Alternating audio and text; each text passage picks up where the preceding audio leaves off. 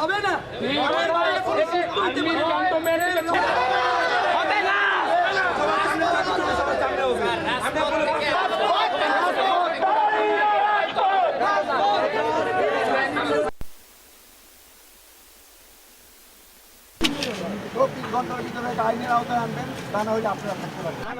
আমিও আরো একইভাবে তোমাদের সাথে মর্মাহত। কথা বলতে দেন ভাই। তোমরা যেরকম মর্মাহত আমিও মর্মাহত।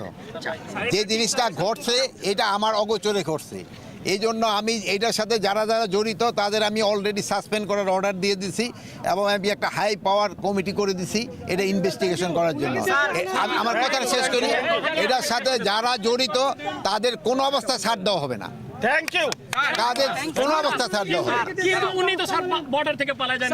ওনারে বর্ডার দরকার দেওয়া হলে ওনারা ইন্টারপোল দিয়ে আবার ধরে আনবে। স্যার এটার মধ্যে স্যার এইটার ক্ষেত্রে আমি তো বললাম ভাই যারা এটার সাথে জড়িত তাদের শাস্তির আওতায় অবশ্যই আনা হবে।